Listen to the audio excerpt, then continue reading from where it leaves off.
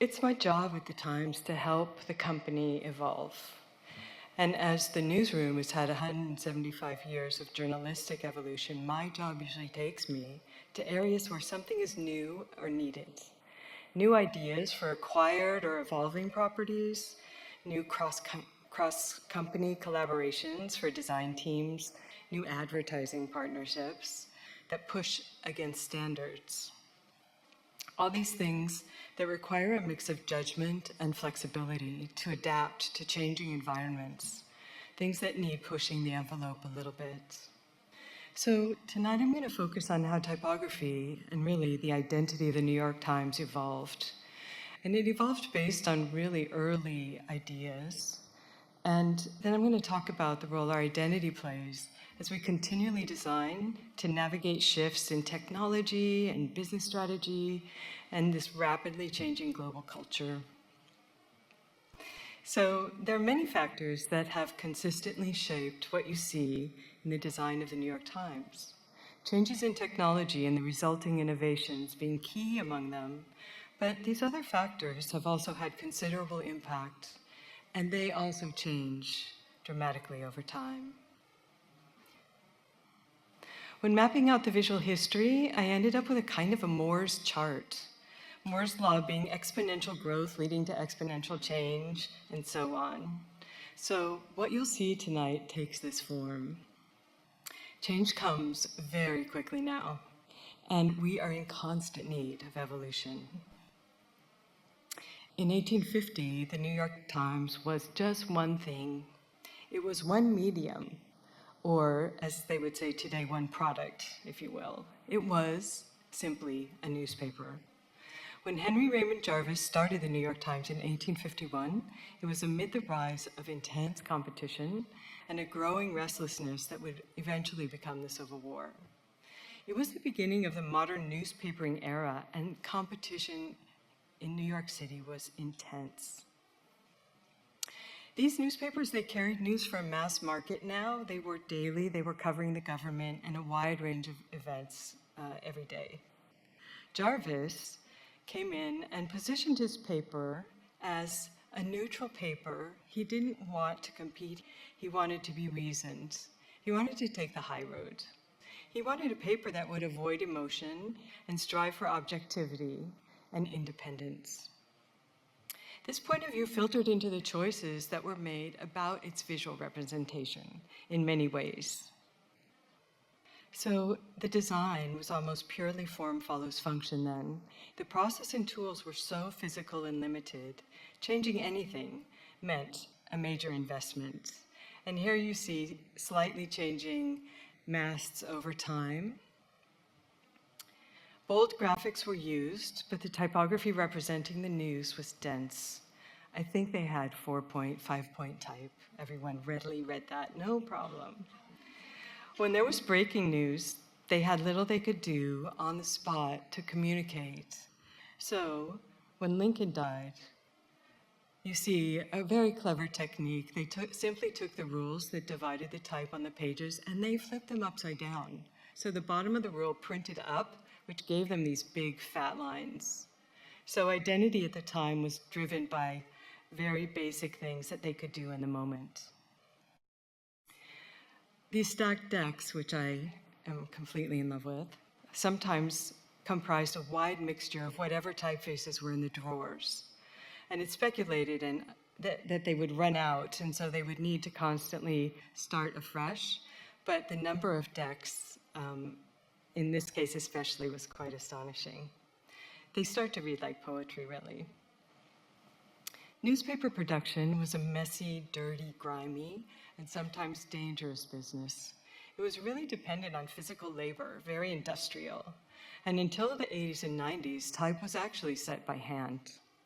And slowly form the required words, lines, and paragraphs. As a result, publishing was still a rather costly process. When linotype arrived, it really changed the world. They could set more pages faster, more news and information could be distributed to a wider readership. The New York Times had some 80 linotype machines, at this point, at the high point. Jarvis had set a stake in distinguishing the New York Times as an independent, rigorously reported quality news outlet. And he invested heavily in journalism and the visual expression of it. His reporters set a precedent, pursuing investigations that other papers would not. Here you see a paper's account of fraud committed by Boss Tweed in Tammany Hall in 1877 that ended up with him being removed from his office. This story put the Times on the national map. There was a large German population in New York City at the time, and to accommodate those readers, we found this great example in the archive that what they did was they went to a local printer who printed a German edition of a newspaper, and they borrowed his black letters so they could print the Boss Tweed story in German for the German population. Adolf Oakes bought the paper in 1896, and he began investing. Following Jarvis's model of objective journalism, he's here with his daughter Ipogene. She is our current publisher's great-grandmother, and she would become one of the most profound influences on the newsroom and time standards. She was described to me as an assumed imaginary presence, and another way of describing her was that she was always looking over your shoulder. And she carried on into the late 70s in her presence in the newsroom. Here's a clip of the contest the paper ran for the slogan, "All the news that's fit to print." They wanted to make people aware of the better class of journalism on offer. The winning slogan was, "All the world's news, but not a school for scandal." That, the publisher deemed, was not better than what he had come up with. So all the news that's fit to print has stayed. When online started, there was a big discussion at the Times because there was no end then to what would fit. So it was decided that they would let it go in print, but it would not be seen online. Here you can see how little things changed over time. The new slogan is there, the mass changing slightly. Competition would beef up, and then they would do price drops, sometimes 3 pennies to 2 pennies an issue, sometimes from even 2 to 1. Advertising began to infuse the pages as a source of revenue, but it was also at a time looked at as a reader service. In 1896, the era of yellow journalism, and this drove headlines and design to pretty fantastic places for those of us who love typography and wood type. I did read that even at the time, they called these newspapers fake journalism, so that's a term that's been around for a long time. So this is a great example of the New York Times setting standards in the moment and sticking with them. This is the same day, same news, same everything, and you can imagine maybe who sold more papers. The marketing from the time also shows how far they went, not a light touch. As technologies evolved, investing in innovation became a critical part for competition for readers. This beautiful early graphic shows a kind of Paul Revere approach to getting election news out. They rigged up a lighthouse on the roof of the Times. They pointed the lights in different directions, and then up to 30 miles away, when they turned them on in some direction, a particular direction, people would know who won the election. So quite innovative. They expanded them, adding supplements, adding sections. There was also an investment in better reproduction. They brought in a rotogravure press from Germany and started to set a standard for quality printing as well. So then the growing reputation for design at the Times was based on the approach to all they produced and how, much more than typographic consistency. I found this great example of what we would now call user-generated content. They sent out a call to send in pictures of your girlfriend, and then they printed this girlfriend contest beautifully in rotogravure. It was early in the era that the New York Times became known for being a paper of record. They started printing all kinds of documents in full. So here, text of the president's address, Germany's note to the United States.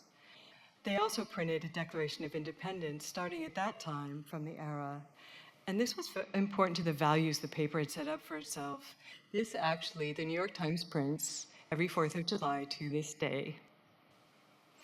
This is from a contest designed for letterpress printers of the day. They would give them copy, and then there were, in a book I found, there were hundreds of these letterpress printers in New York, were hundreds and hundreds, and they all set this type in different ways. This was the winner.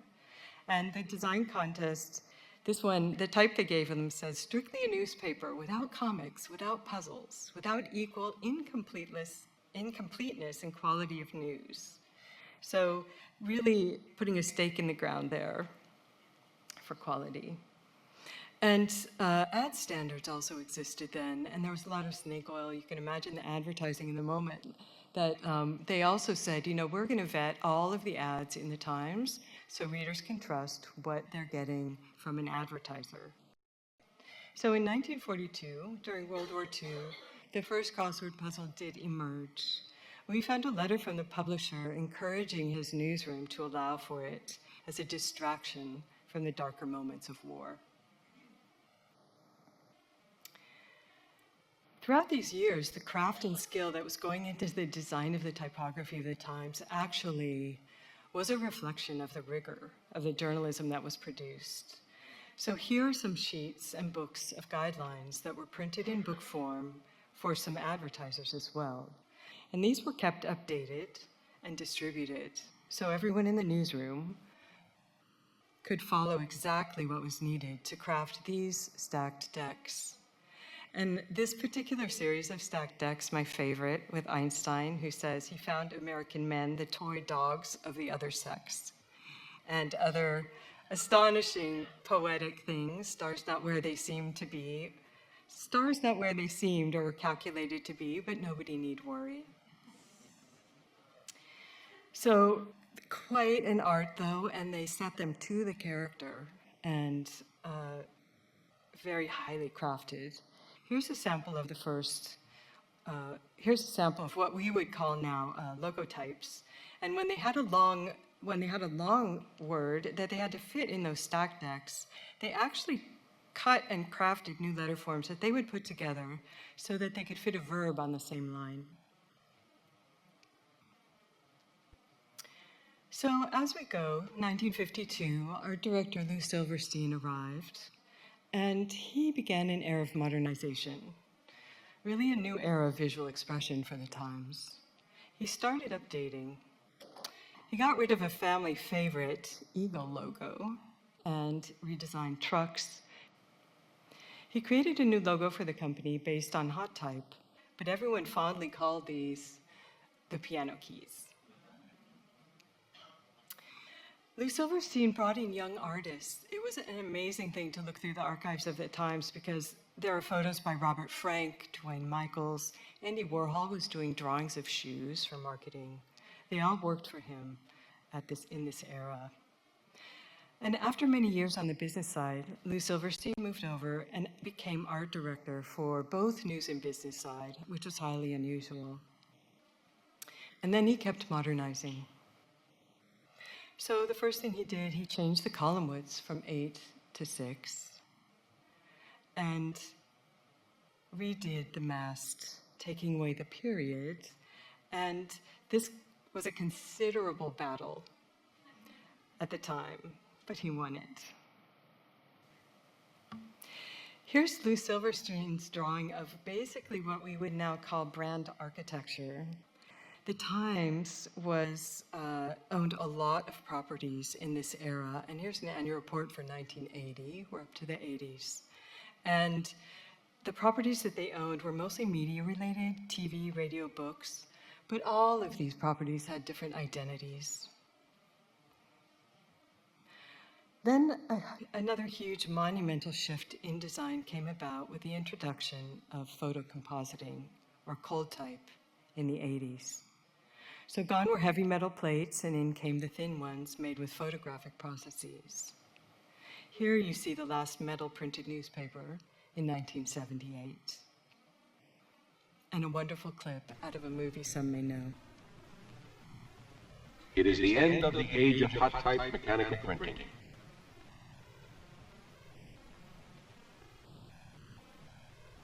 And the beginning of the new, the computerized cold type, the electronic.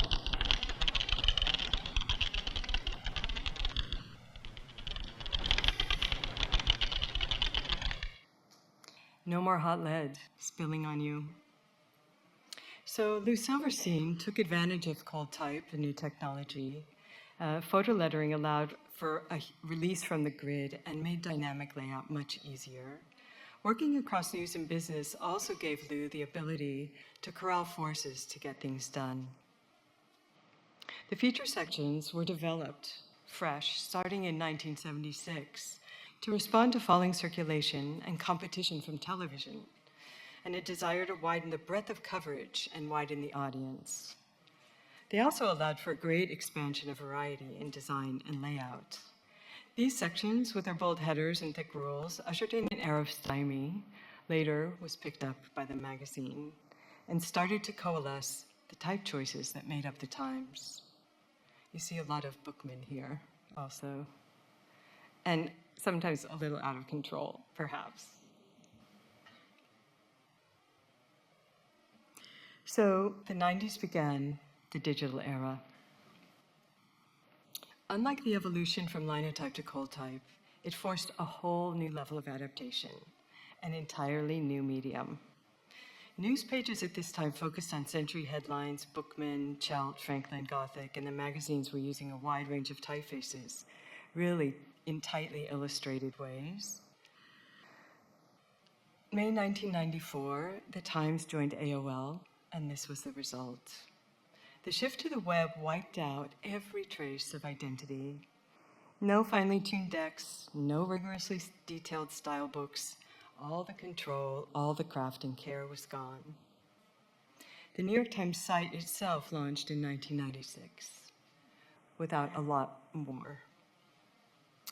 This was a decade that demanded a dramatic shift in the newsroom and business side, and for the design teams to accommodate all the innovations that web had brought about.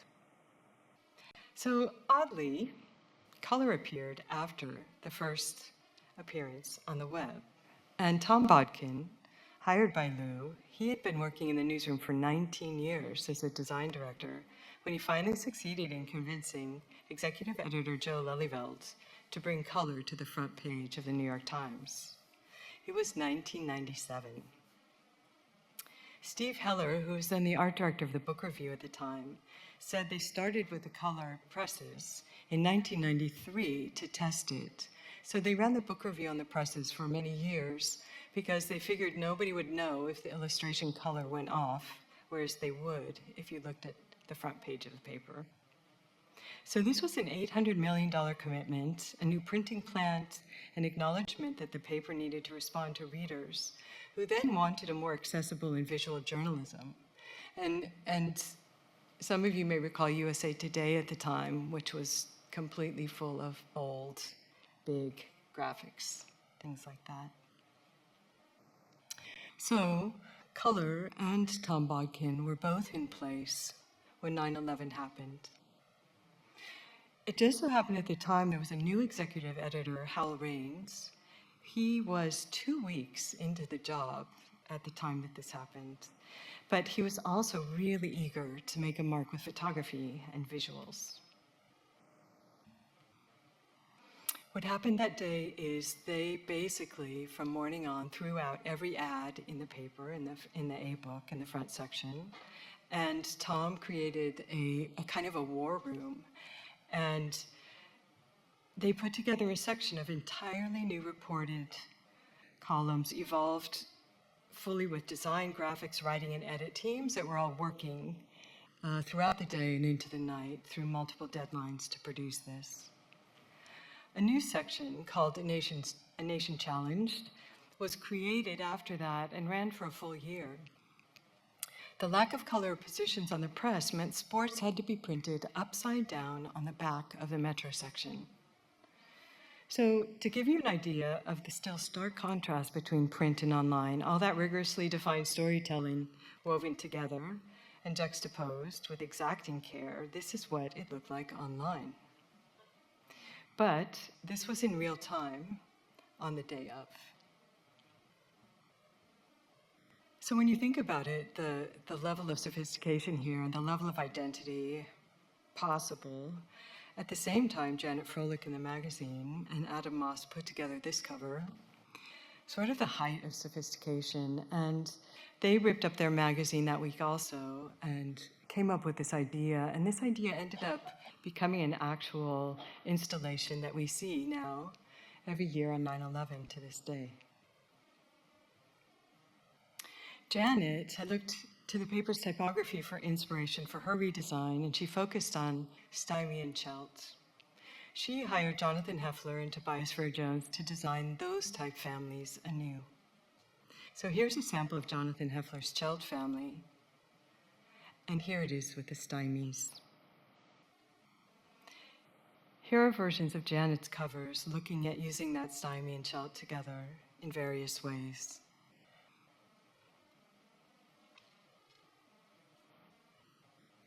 Stymie, Chelt. So to me, this was a magazine at the height of its expression, a kind of sophisticated mix of ideas and typefaces and images that made it a very bold extension, a kind of newspaper on steroids version of using typography, but it's still married with the newspaper quite beautifully. Matthew Carter, on the scene, stepped in to help Janet when T magazine was started a few years later. Advertising overflow in the magazine itself had made a separate fashion and style magazine viable. Here's Janet's first T sketch, and then Matthew's early version working with her, kind of testing the limits of fat. And I love this, how it's pushed to the extreme before they settled on something perfect.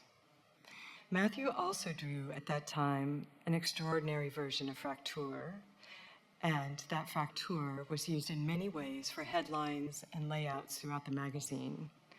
Can't resist a close-up of that because you can see these beautiful bracketed serifs that this Fraktur has, that actually the mast of the Times has a very chiseled version. Janet did sketchbooks when she was working on the magazine, and here's a sketchbook of hers where she's just getting a feel for how all these typefaces might work together hierarchically. Janet also carried on in the Lou tradition of bringing in artists, so she proceeded to create teas from artists all over the globe. She would just throw this project at them, and they would come up with extraordinary versions while it lasted. In 2003, Tom Bodkin, who's now in the position of AME in the newsroom, he set out to unify the typefaces used throughout the paper. He wanted to bring in more consistency to the front page, especially. So he looked at the Heffler magazine Chelts before going back to Matthew and asking Matthew to draw him a less stylized version. He wanted more rigor and less flair for the news. So they went back to the ATF book, American Typeface Foundry book, and Matthew began drawing the families that really today make up much of the New York Times. Here's a version of the two before and after set out next to each other, and you can see there's not a lot of change. The Times always produces notes to readers when things change, so here's a very exacting, dear readers, here's what's changing for you, which of course prompts letters and complaints no matter what. So evolution, not revolution, had been Lelyveld's saying, and Tom Bodkin adopted it. So proceeded to go through and slowly go through the Times and update typography throughout. And the mid-2000s marked another turning point, another time of intense change as the news, product, and marketing teams all started to restructure to be able to accommodate the technology that the web was offering. There needed to be a whole new way of collaborating. At this time, though, newsroom priorities remained really focused on print. The designers were early adopters, working with the newsroom editors, and the editors could see potential, but in a culture not even close to embracing or prioritizing the digital world at all. There was a whole design team at this time to work on the web that were set up in another building. The Scoop app was the first to go out, and much like the book review in color being the first thing to go out, was a safe thing to test. Deep in the newsroom, they weren't concerned. It was for entertainment purposes. And it used feeds from the dining styles and travel sections to tell people where to go. Because the apps were self-contained, they had the ability to combine word and image to build identity in ways that desktop designs could not at the time. And the Times mobile app didn't arrive till 2008, and indeed this version is actually 2010. To understand the adjacent web evolution, here's Bush in 2000 and Obama in 2008. These examples reveal an identity still struggling to come towards what the newspaper identity had so strongly established. You can see here, though, the design coming closer together. And when you see things like this, you realize that more people behind the scenes are actually collaborating. Here's a desktop in 2011 when we did the 10-year anniversary of 9/11. And I remember this as being so thrilling. It was like, oh, we get the chelt, it's online, but we can't track it or letter space it or anything. And a lot of these were images that you had to place in as images, so not responsive and nothing. It took another year before we saw truly integrated typography on desktop. Snowfall appeared in 2012, and it was a groundbreaking moment, dramatically changing the way type, image, and information could be seen online. The dynamic scroll, as you went through, had video and graphics embedded, and used the Chelts and Franklins from the newsroom. The investment in technology and visual journalism was paying off, and the interactives that followed this set a standard for the industry, finally aligning the Times' online visual identity with all the rigor that the printed paper had allowed for. It looks really primitive right now, but it was miraculous when this happened. Soon the online interactives would actually start to become way more dynamic and very sophisticated, along with the news design. So 2014 found the Times investing rapidly in forms of delivering the news. Risks were taken, cross-department collaborations were utterly chaotic. Some projects failed, some lasted, and some grew. NYT Now was started in 2014 to appeal to younger readers. You see the voice getting more chatty here. Here's what you need to know to start your day. Very unlike the formality of the New York Times front page. This lasted 2 years. Barbara DeWild designed a beautifully typographically driven opinion app when they thought there would be appetite for people to pay for just the opinion section. And this was launched, and in probably 3 or 4 months, they took it down. So a lot of risk-taking, a lot of investment. Cooking was also started in 2014, and that took off, as we know, we see today. We built a ground-up video toolkit with the agency work order in 2013.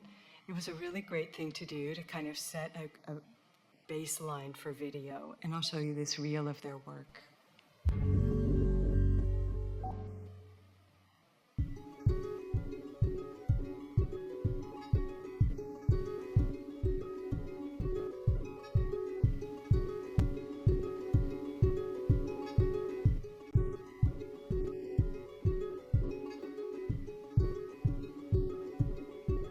Chelt, Franklin, and Karnak were the focus.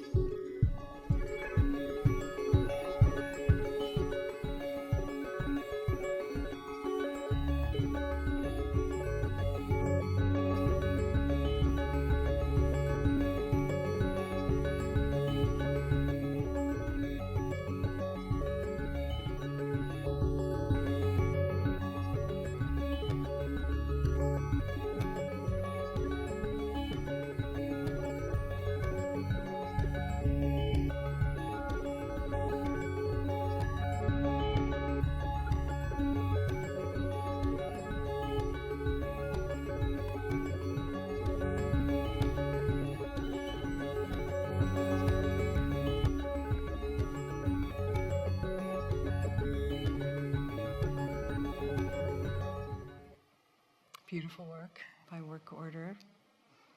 We, at that point, invented a video T. This was redrawn, actually perfected by Matthew Carter also. And there was a very beautiful open for the magazine properties, the magazine videos, that was also designed by work order. So Matthew's work on the T continued when a new editor arrived and decided to make the T magazine anew, putting her stamp on it with a new T. And we lost the old, beautiful, voluptuous T. But the silver lining was we created a new, what we called the Super T logo. And this was a combination of the T from the mast of the New York Times and the T magazine T. And Matthew brought them together to make this very beautiful, very strong mark that we use in many things. This became the company logo. And as happens these days with things, it turned into many, many, many things after that. So 2013, and 10 years later, after the front section was redesigned, a major features redesign was undertaken. And this is the before. Things had come a long way since Lou and Stymie and found their way into all odd arrangements. And so we took it up as a project and just tidied things up, put it on a grid. But it was in this process that we were able to really put a quite refined focus on hierarchy. And here's a sketchbook from the time where we were looking at, what lives at what layer and how. And we took the Karnak display at that time and made it into the logo font, and then everything trickled down from there. So by 2023, the expression of the journalism, whether it was print, interactive video, became focused on a very select group of type families. And I just thought that I would put this in to give us some perspective. This is two shots, one of 1938 election and the other one of 2016 election. And it's kind of a great example because here you see a group of people, lots of men, making one thing. And then that night at the New York Times, we had a podcast update. We had live comments on the site. We had live events with our editors and columnists. We had data-driven journalism. We had the needle. There were TV cameras in the newsroom and social media posts nonstop. So really, it turned into this multi-platform, multi-channel live enterprise. And it's only gotten more complicated since then. So the need for a cohesive, visibly recognizable through line built as time went on. And we set out to work with Matthew Carter to really finalize all the type families he'd begun, to give us a foundation we'd need to expand on. Typography was established, but we knew we'd need a visual system that would allow us to stay aligned because things were growing like crazy, and siloed design teams, new people, new journalism, new mobile, video, audio, VR, everything was on platform, it was going off platform. So we looked across the company to see where we needed to simplify and strengthen and unite things for the future. We did an audit of all the logos in the company. We had like 6 pages of these. Kind of scary. And we went through internal, external, and we began methodically applying logic, typography, taxonomy. These are some of our favorites. Good times, tea on fire. And this isn't as fun, but this is just a tiny bit of where we started to aim, looking at typography as something that was easy to expand. You could grow it, you didn't have to draw a new thing. It could be flexible, it could reach into all sorts of places.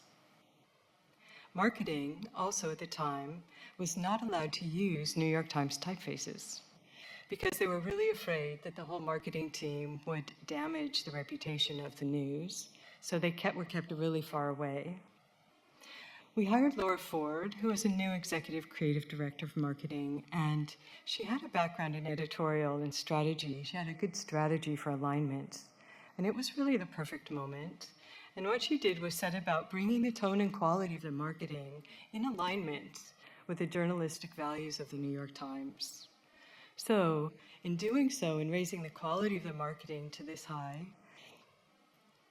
we then started to flow all the typography from the print and an online edition into the marketing. Developing visual systems also helped us to strongly define expanding properties so they could become immediately recognizable as they traveled all over off the site. We developed expandable color palette and began to align properties against it. We used it to update our social avatars. This is before and after. And the funkiness, quite adorable, but not practical. We also used it to update, these are newsletter headers, and these go actually into people's inboxes. And so we built a series of little icons that became also very recognizable. We also started a system for podcast key art that we could keep building on. These were early days when the daily started, that we began that. Social media was and is increasingly one of the most difficult areas for us. The visual qualities in social media are completely antithetical to building trust. They're always pushed. They push towards incendiary, generic. They award the emotional.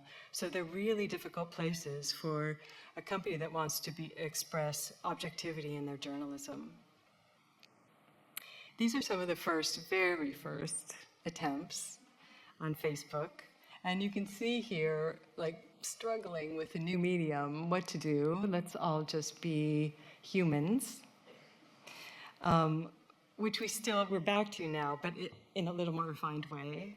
And then a bit later, when the newsroom started paying attention and realizing what was happening, they got involved and they started building templates that were actually about content and not about flashy design. And they discovered at the time that actually if you just keep steady and put out really good content, your audience will grow. So now we're at a point now where TikTok is actually running the same exact videos that they run on the homepage of the New York Times. So all the values, all the rigor, all the journalism goes to TikTok and goes also to the site and onto mobile. You can see here also wrangling. This was the top row here was because the producers were working on freelance and just jumped in and started building their own assets, which got a little bit out of control also because this is not an opinion show. And then later on, we jumped in and tried to tidy up and still maintain what YouTube was prescribing as best practice. So sending assets to other platforms is now a constantly growing need. So everyone needs little bits to promote. And what we do is we try to find these ways to balance and honor the journalism by keeping the visuals elevated, but it's a really ongoing challenge. Storytelling is another area that has just grown typographically enormously. And this is just like a fraction of it that I put together. So I'm just going to spin through this. And you see graphics here. You see an expansion of how people experience stories online. You see the designers pulling Imperial, that's supposed to be a text face, up to display and all these crazy things going on. But you also see a kind of a need to stay relevant and really nod to contemporary culture. So the journalism is quite expressive and relevant, while the way we do it needs to stay quite rigorous. We also jumped in to VR, and VR was 360 video storytelling. And in 2018, we actually jumped in and started a TV show with FX. Matt Eller did a lot of work for the TV show. And here you see his beautiful type toolkit, which he handed off for them to use. And it's really it's on television. And this was the first time we'd really gone out like this, but this is all Chelt, really based on newsroom typography. The marketing team at FX picked up, thought they would do us a world of favor and designed their own marketing for us, which this is all wrinkled because I pulled it out of the trash. But it just, sometimes you're just shocked at like, what are you people thinking, right? So hopefully nobody on that marketing team is here. We also have trouble because we make properties, and this Britney film we made was actually quite a serious documentary piece that reflected how young girls get pushed into celebrity and the abuse actually involved in that. And the thing is with marketing, these people pick up and do their own marketing, and then it turns into we have no control over we have no control over this. We're trying to get control over this, but it's also a very difficult area. So here's our brand architecture now.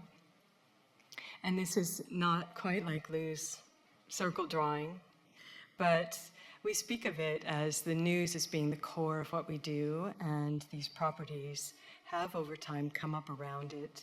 So expansions and acquisitions in recent years have really been a challenge to take the journalism values and imbue them into these other properties that sometimes go in different directions.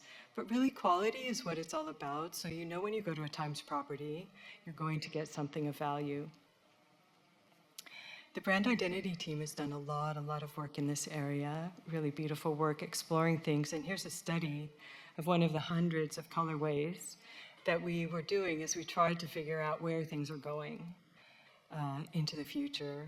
Here's another opportunity spectrum, as one of the designers so beautifully called it, looking at where we could, if we had increasing properties, where they might land as app icons.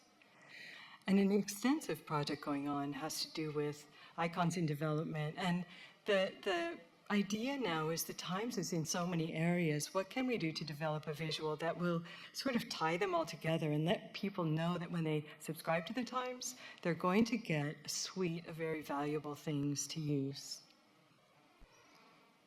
Because news uses the Chelts mainly, the bold Chelts, we picked up some other typefaces as we were developing these properties.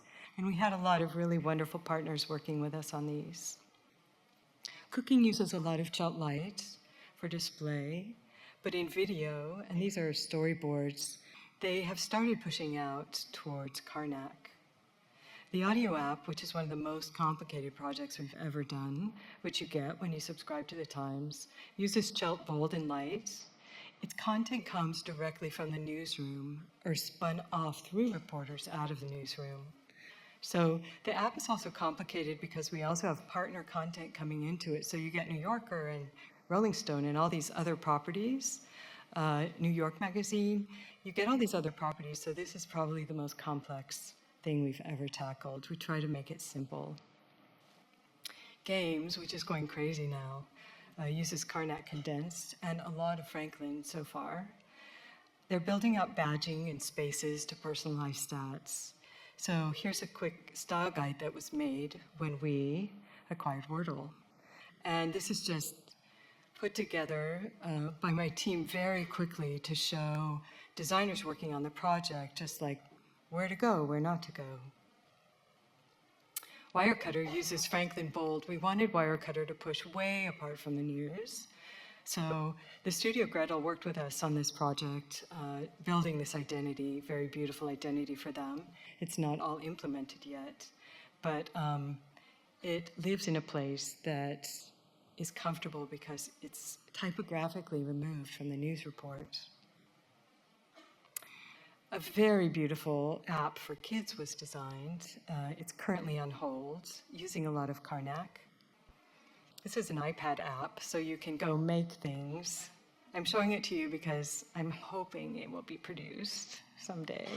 It is fabulous. Caitlin Roper and Deb Bishop did this work that's quite extraordinary and engaging and very respectful of kids.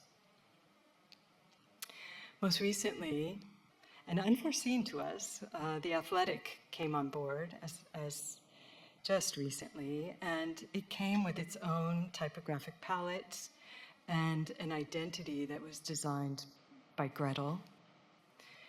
So this is a new acquisition, and we are just starting to work on it. And here you see, on their mobile, you see their Tiempo typeface. And the first thing that's going to happen is we're just moving this over to Chelt Medium, because Chelt Medium is not a face that's being used by any of the other properties. Chelt Medium being close to the news, but not Chelt Bold and not Chelt Light, which is for features. Live events are very directly tied to the news, but it's a territory like storytelling where we can design for much more dramatic impact. Hearing directly from reporters, making them more visible, is becoming increasingly important in the era of AI. So this is a beautiful type-rich system designed by Base. And they also worked with us on this food festival, which was very successful. The work we did together with Trollback and the new division on the Climate Hub in Glasgow also leaned into Franklin. And here we worked with Work Order to create an evergreen, changeable system to use for ongoing climate conferences. So they built this animation that can change color, can change motion, can change wavelengths. It can go in all sorts of places, dark, light, but quite extraordinary. And then they handed us this tool that we could use to change how those shapes were. So really for identity building, quite a luxurious thing to have when you don't want to spend money all the time to update something. So our marketing now lives very close alongside us. And Laura Ford was working with the agency Droga5 to create one of our most effective marketing campaigns ever. And I love this because it just reduced everything down to just the basics, black and white, and Karnak. This happened in the moment of early in the Trump presidency, so there was so much emotion at that point, and this really keyed into that. So I'm going to play you one of the campaign shorts that Laura developed with Darren Aronofsky for this campaign. I see fear, I see desperation, but I also see hope. Thousands of people arriving every day, risking their lives to find a place to live and find a place to be accepted. I feel it's important to take photographs that are going to make a difference.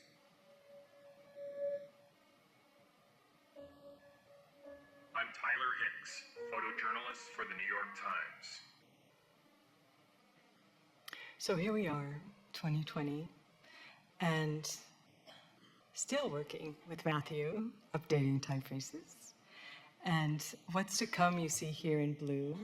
We're working on a Franklin Wide that Games is very excited about because the geometry of the letter forms fit very beautifully into their squares. And we have been evolving our universe over time. The news is still our sun, but our universe is growing. So there's more on offer that's not simply news. Visually, The Athletic, still on the event horizon. Kids, my dream, waiting in the wings. But the joke today is that the New York Times is a gaming company with a news app on the side. Some people don't laugh at that. But the New York Times is now really a news and lifestyle company. And as most companies these days, it's a tech company too. So it's constantly remaking itself for a changing world. Designers are interpreters. With storytelling and information design, they make the invisible visible. This is how we started to think about design at the Times. This is a framework that we drew up that, to preserve awareness of the independent journalism, really is at the root of all our design decisions. The values at the bottom inform how we design daily at the top. They inform the millions of choices we make every day while we design stories into multiple media experiences. And the flow never stops, but we can always look to what is guiding us.